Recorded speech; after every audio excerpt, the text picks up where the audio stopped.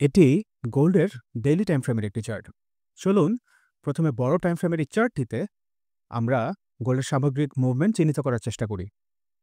Daily time ফ্রেমের এই অংশে আমরা একটি শক্তিশালী আপট্রেন্ড লাইন চিহ্নিত করেছি, যেখানে প্রাইজের একাধিকবার রিঅ্যাকশন পয়েন্টের অবস্থান রয়েছে।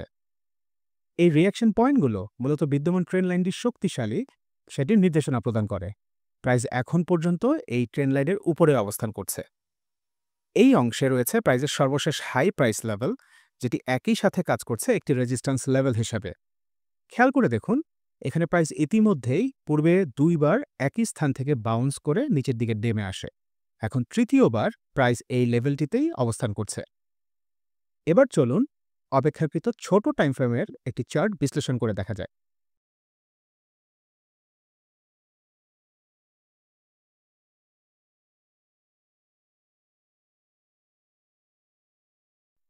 এটি H4 টাইম ফ্রেমের একটি চার্ট।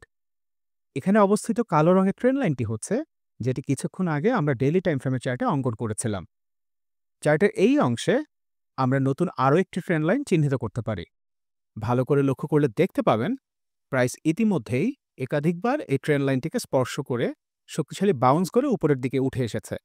অর্থাৎ H4 টাইম ফ্রেমের এই ট্রেন্ড লাইনটি কাজ করছে একটি শক্তিশালী সাপোর্ট লেভেল হিসাবে। প্রাইজের বর্তমান অবস্থান হচ্ছে ডেইলি টাইম ফ্রেমে অবস্থিত এই রেজিস্ট্যান্স লেভেল অংশে। প্রাইস এখন এই লেভেলটি থেকে নিচের দিকে পুনরায় বাউন্স করে নেমেও আসতে পারে, কিংবা রেজিস্ট্যান্স লেভেলটি ব্রেক করার মাধ্যমে নতুন করে শক্তিশালী বুলিশ মুভমেন্টও প্রদান করতে পারে। আপনাদের জন্য পরামর্শ থাকবে, অনুগ্রহ করে এখনই কোনো ধরনের এন্ট্রি গ্রহণ না করে কিছুটা সময় অপেক্ষা করুন। অপেক্ষাকৃত ছোট টাইম ফ্রেমের চার্টে প্রাইজের সম্ভাব্য মুভমেন্ট বুঝে প্রাইজ অ্যাকশনের ভিত্তিতে এন্ট্রি গ্রহণ করতে পারেন। যদি ব্রেকআউট হয় তাহলেই কেবল বাই এন্ট্রি গ্রহণ করা যেতে পারে। এছাড়াও ইরান এবং ইসরায়েলের মধ্যকার যুদ্ধ পরিস্থিতিও গোল্ডের মুভমেন্টকে ব্যাপকভাবে প্রভাবিত করতে পারে। সুতরাং সতর্ক থেকে ট্রেড করার পরামর্শ থাকছে।